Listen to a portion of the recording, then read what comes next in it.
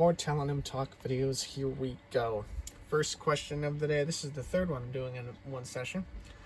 First question of this video: how do you show love? I'm very cheesy. I'm a very hopeless romantic person. Like, I don't, it seems like love nowadays is you go out, you have dinner, and you have sex, and that's just kind of the gist of it, which it sucks because it seems like everyone wants to live fast-paced. I don't mind living fast-paced. I just like to cherish the more simpler moments with my partner. So I want to spend time with them. I want to hold their hand, like cooking, watching TV, like doing shares. Like, I'm an incredibly soft teddy bear underneath this rugged battleship exterior.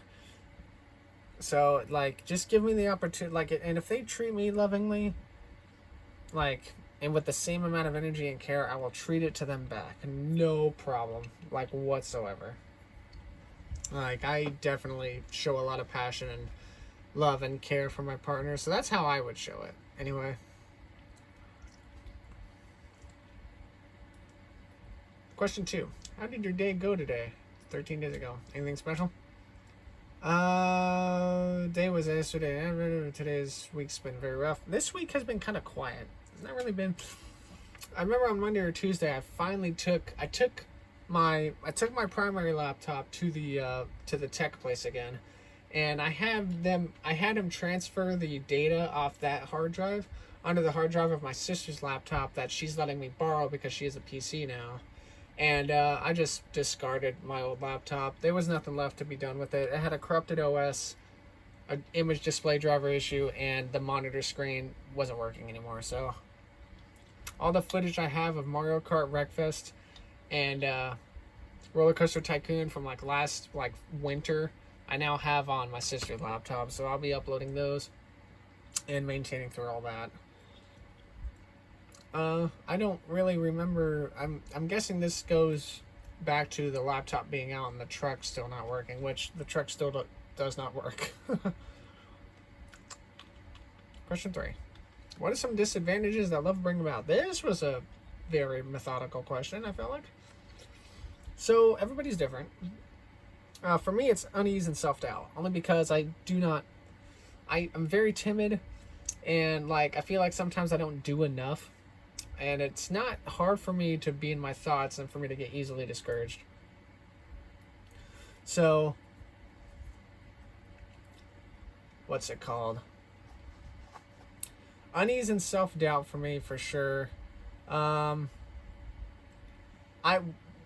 my marriage, there were times where Lauren would say things or suggest things and I didn't agree with them, but because I felt like they were so small or minuscule, I never asked her to stop.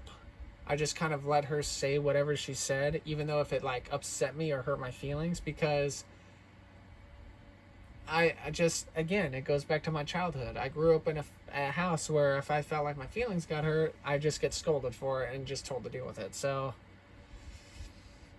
yeah, communication is very huge. I suck at communication. I don't like to ever admit it. My communication is so bad. And it's not even like I don't want to communicate or talk to my partner. It's that I just get very nervous.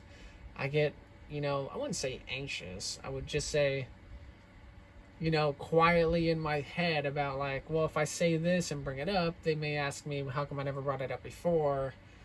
And then it would just turn into an argument or something. So I'm very submissive. I'm very quiet. Those are my disadvantages anyway. Everybody's different. Living expenses could be a disadvantage for some people. Distance between couples could be an issue for some people. I know one of the VTubers I'm friends with is giving me crap a couple days ago on a stream where she was just like, how come I had to live so far? And I was just like, well, I don't know. But she and I were joking a lot about it. I actually do think, though, high key, that if I lived closer to the East Coast, if I lived in Ohio or Kentucky or something, I definitely do think I could see myself taking not the small drive, but a small plane ride over to like where she lives or was currently at and spending like a day or so with her. She did tell me though that if I ever did visit her, she's not letting me leave. So we'll see what happens. If my YouTube stops uploading one week, I guess we'll know what happened. I got taken hostage, I guess. I don't know. Let's see. So let's see. That one was, yeah. So this is one. So all right. Disadvantages was question 3. I will not remember that probably. When was the last time you were sick? So I will get sick sometimes if I have strep throat.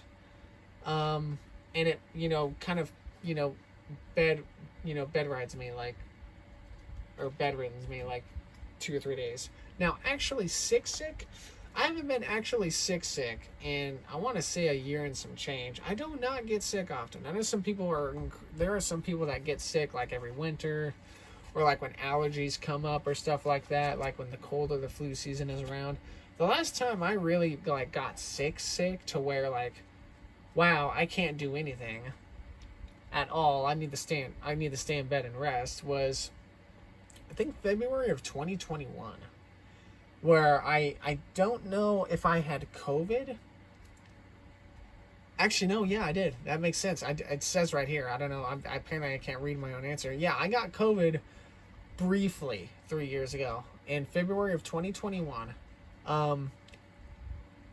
I was in bed for like a day or two.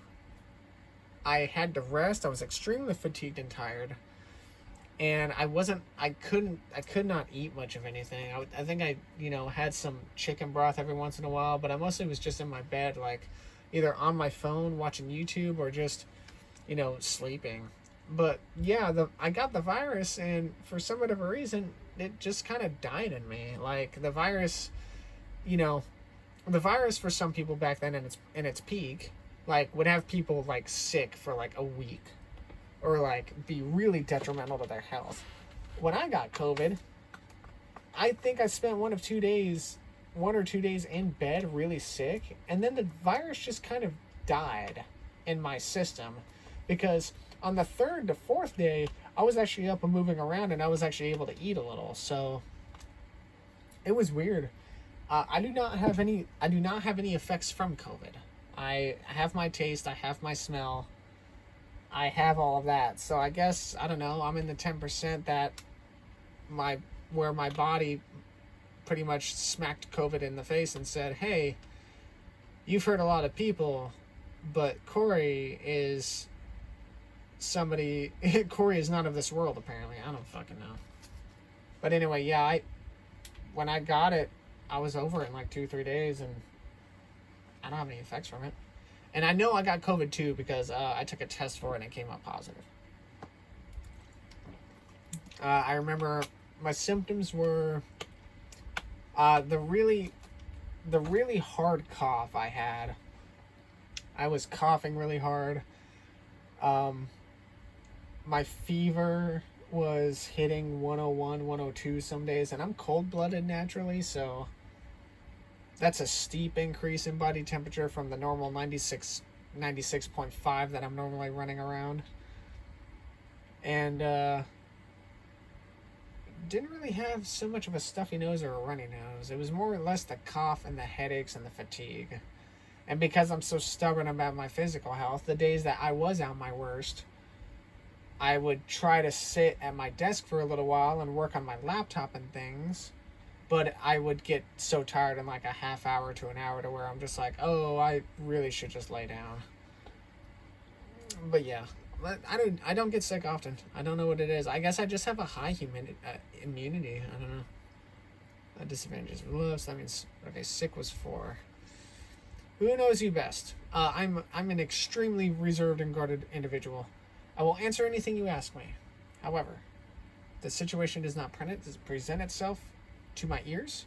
I will remain very, very indifferent and very guarded about what somebody wants to know about me. Michael and Dio, man.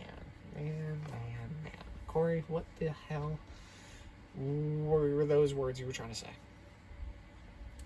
Michael and Diego know me the best. Now, you may be wondering, Corey, if you were married for almost 4 years, wouldn't Lauren technically know you the best? Lauren knows a lot about me. She does.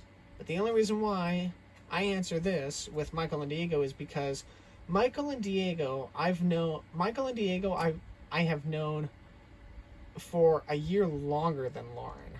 And they know things about me that I told them that I did not tell Lauren about because I felt like it did not pertain to anything she needed to know about with me. So I told Michael and Diego a few things about me because I knew they would accept me and understand me for the things I, did and or liked, and or stuff like that. And I didn't tell Lauren some of this stuff because I felt I didn't want to screw up the relationship. So, and before anybody asks or like really gets concerned about what things I could like that I wouldn't tell my own wife about, don't trip out. It's nothing bad. It's just different experiences I've had that were a little bit more pertaining to the time when I met Michael and Diego versus a year after versus when I met and got to know Lauren. So nobody knows me 100%. Michael and Diego know me about 82% they know me, and Lauren knows about 76 about me. So, nobody knows me fully. I don't ever wish for anyone to ever know me fully, because that is something, there's a lot of things in my mind, in my experiences, that really just are defined to only me, and I don't feel like anybody else should be privy to that information. So yeah, disadvantages were 4, right? No, 6. Disadvantages were 3. 3, 4, 5. Yeah, this is question 5. I keep forgetting my question count. Have you ever kissed your best friend?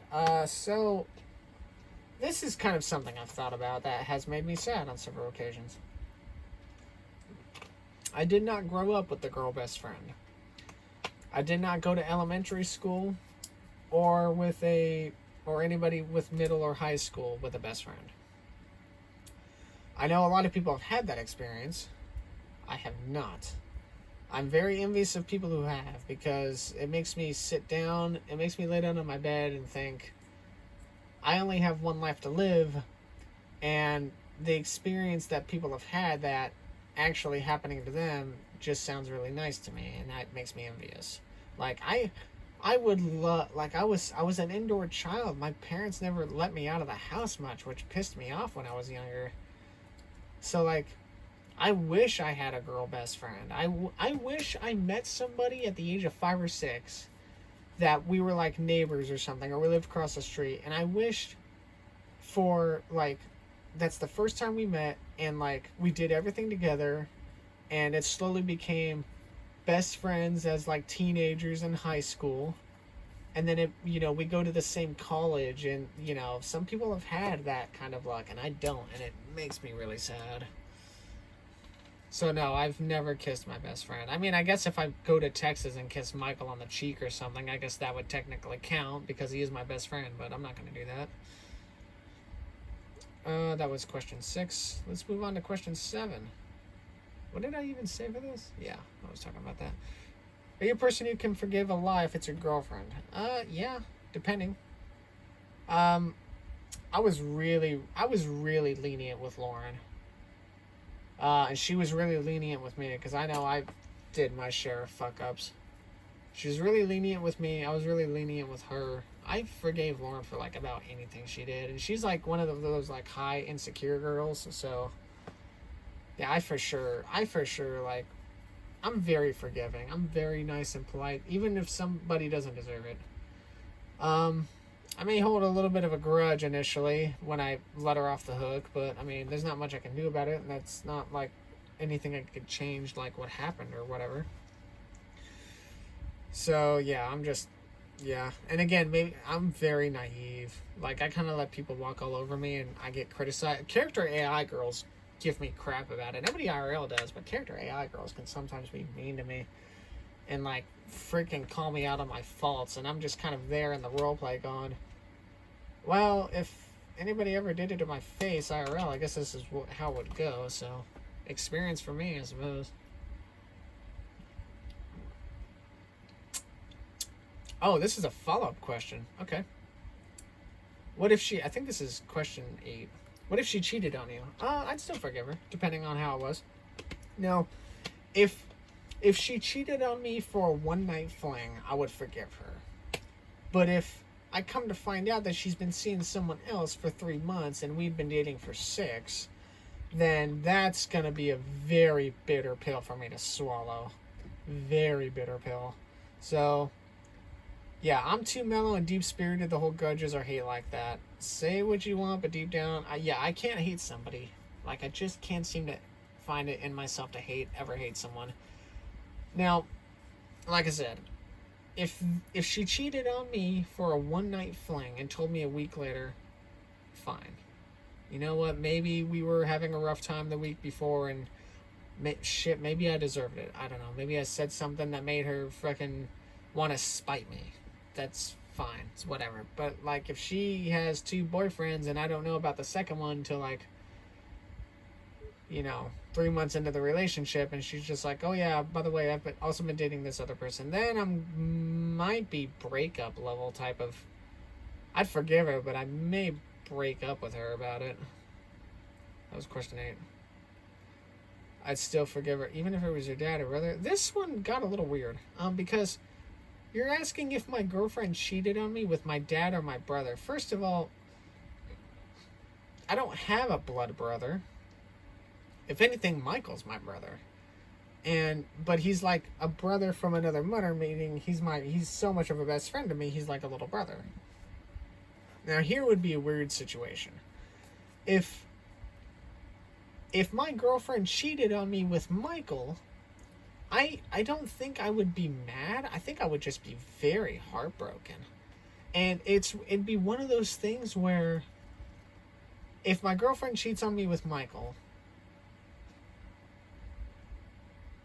it would be one of those things of I would be heartbroken and I'd be very distraught. But if I get told by her and or Michael that they've been seeing each other and they make each other really happy, I do not mind taking the fall and I'll break up with her if I felt like she would be happier with my best friend. So, like, if our relationship was okay, like there was decent satisfaction between us, and everything like that. But if she vibes and feels like she is happier with my best friend, then I'll break up with her just so she could be happy with my best friend, and I want them both to be happy. And hopefully I won't just become this very awkward third wheel to both of them. Does that make sense? I don't know. But yeah, I would not mind. Now, that kind of situation I would take the fall for. This question, my dad or like my blood brother, I don't know. Like, why would she cheat on you with your dad? I don't get that. Like, my dad would, I guess unless if your dad had you when you were, when he was young, so he's, pushing 40 while you're, 20, and your girlfriend's, 19. I don't know. That's a weird... This was a weird third follow-up question. Yeah, but yeah, look at that. I'd rather just soak up the pain and deal with it. Yep, I'm just being the fall guy here. Alright, that was 9. This is 10. Alright, last one for this video. Last time you're really mad at yourself.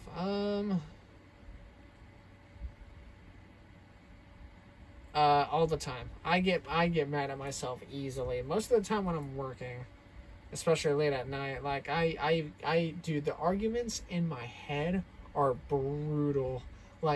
You will never find somebody who is listen. I'm very deep-spirited. I'm very imaginative. And I have a heavy, heavy thought process. You combine that with non-existent self-worth and low self-esteem, and you get one hell of a self-destructive argument in my mind.